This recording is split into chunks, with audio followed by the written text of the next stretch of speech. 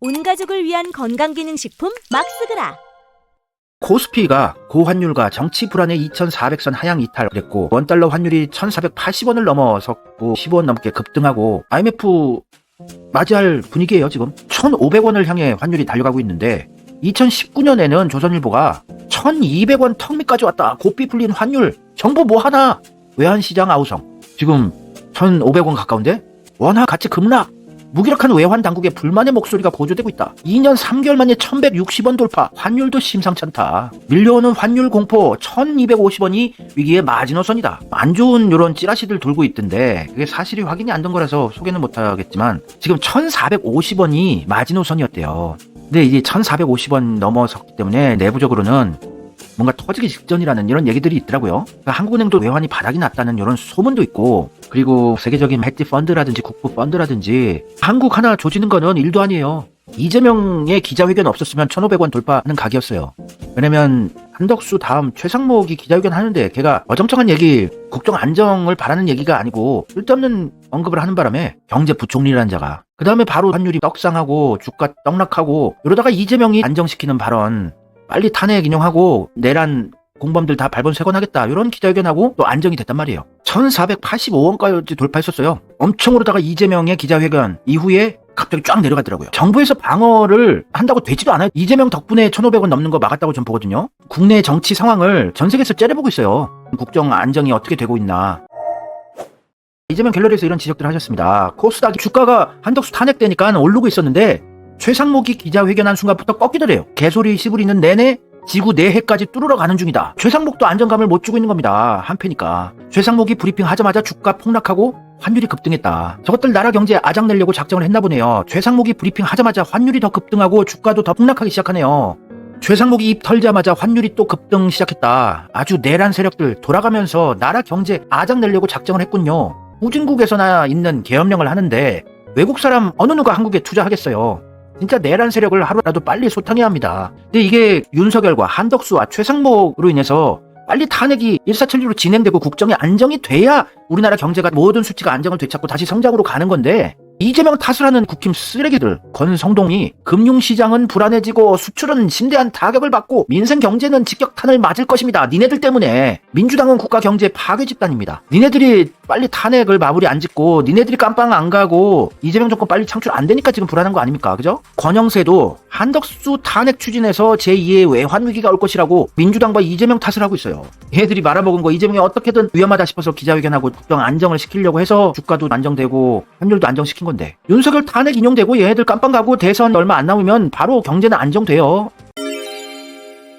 우리의 언다르크 언주 누나가 멋있는 정리를 딱 해줬어요. 역시 경제 전문가의 법 전문가 이재명이 복당시킨 이현주 아예 12.3 내란 사태 주요 국면과 원달러 환율 상승의 상관관계라고 이현주가 딱 분석을 했어요. 12.4 계엄 사태 후에 첫 거래일에 환율이 급등했었어요. 12월 9일 국회 탄핵 소추가 부결되고 또 올랐었어요. 환율이 오른 건 나라가 불안하다는 얘기예요. 국정 안정이 되어 있지 않다는 얘기고. 그러다가 국회 탄핵 소추가 됐어요.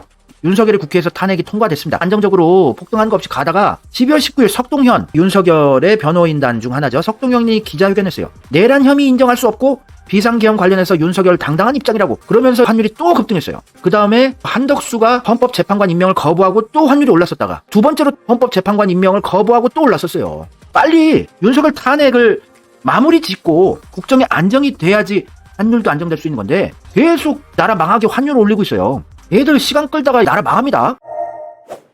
우리의 언다르크 이현주가 혼란을 최소화하기 위해서는 빨리 헌법재판관을 임명해서 현재 탄핵 인용 심리를 빨리 끝내고 윤석열을 탄핵을 마무리 짓고 대선을 치러야 한다는 얘기예요. 이현주가 잘 안 해요. 탄핵 심판이 정상적으로 진행되고 내란 해소 기대가 커지면 시장이 안정될 것이다. 최상목 부총리는 시장 기대를 묵살하지 말고 제대로 된 권한대행 역할을 하라. 민주당도 정부의 정상적인 역할에 협조하겠다. 올바른 소리죠 이게. 최상목 뻘짓하지 마라. 환율 더 이상 오르는 재판관 임명 거부라든지 윤석열 탄핵 인용이 빨리 마무리 짓게 할 수 없는 방해 공작질들 계속하면 전 세계에서 째려보고 있기 때문에 환율은 급등할 수밖에 없어요. 그러면은 대기업들도 망하고 중견기업 중소기업들도 큰 피해 보면서 망하고 서민들도 큰 피해 보는 거예요. 물가 급등으로. 그거 책임을 자기가 지게 된다는 건 굉장히 힘든 일이거든요.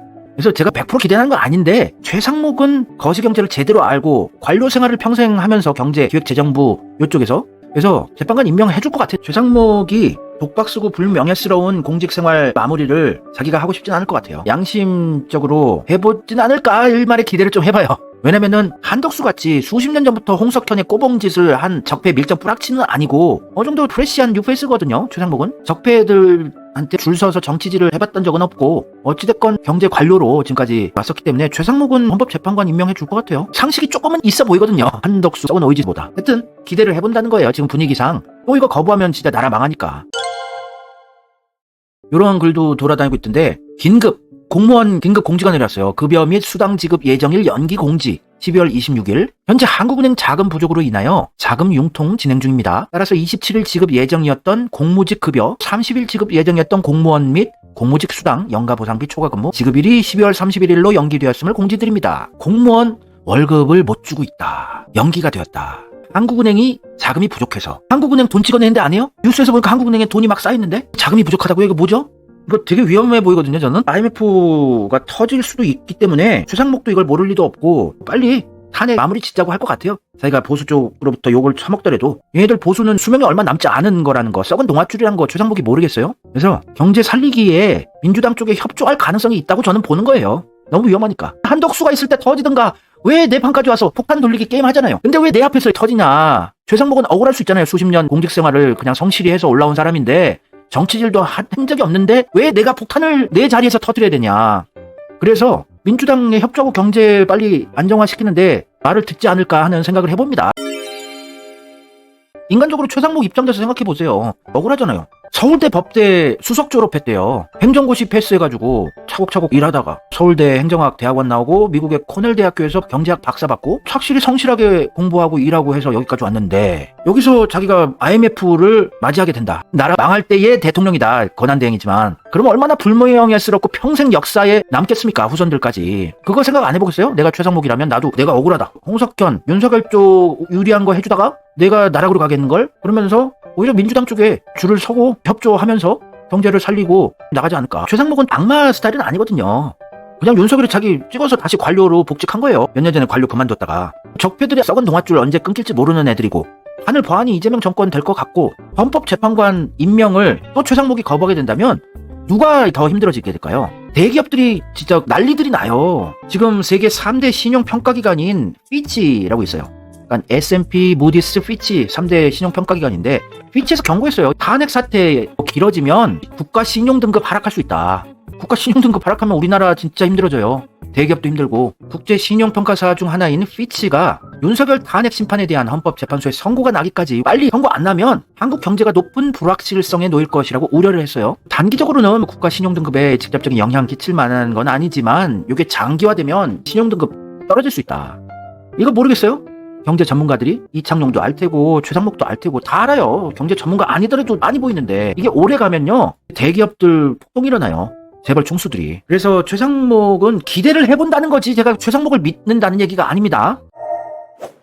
한덕수보단 낫죠. 한덕수는 오래전부터 적폐의 하수인 밀정 뿌락치 짓을 해오던 문재양, 홍석현과 한패인 애들이기 때문에 그들하고 친분이 두텁기 때문에 그거를 뿌리치긴 힘들었지만 최상목은 윤석열 카르텔에 들어온 지 얼마 되지도 않은 신참이고 공직생활 수십 년의 마지막을 파리하게 대한민국을 망국으로 안내하고 자기가 독박 뒤집어 쓰고 그만두기는 힘들다고요. 최상목이 이런 언급도 했었단 말입니다. 윤석열 계엄령 이후에 했었대요. 어차피 윤석열의 탄핵은 기정사실이다. 문제는 장기화되는 게 문제다. 요거 보니까 느낌이 좀 오지 않으세요? 최상목이 윤석열, 홍석현 카르텔과 끈끈한 유대관계가 있는 사람은 아닌가 보다. 최상목이 이번이 자신이 공직자로서 겪는 3번째 탄핵이라고. 어차피 탄핵은 기정사실이다. 이거 아는 거예요. 그래서 문제는 이게 얼마나 장기화될 것인가. 이거 장기화되면 경제학자 입장에서 거시경제 전문가로서 환율이다, 주가다, 국가 신용등급이다 이런 거 모를 리가 없는 사람이니까 이게 장기화되면 된다. 근데 내가 헌법재판관 임명을 또 거부하면 내가 독박 쓰고 나간다. 나라도 되고. 최상목은 또 악마는 아니더라고요. 말하는 거 보니까. 일말의 공감 능력은 좀 있어 보이는 캐릭터였어요. 한덕수는 약간 소패였는데 하여튼 최상목은 저는 그렇게 기대를 해봐요. 정황상 봤을 때 최상목은 이제 헌법재판소의 재판관 임명은 해줄 것이다. 그렇게 안 하면 경제 나락으로 간다는 건 누구보다 잘 아는 사람이기 때문에 자기가 또 독박 쓰기는 억울하다.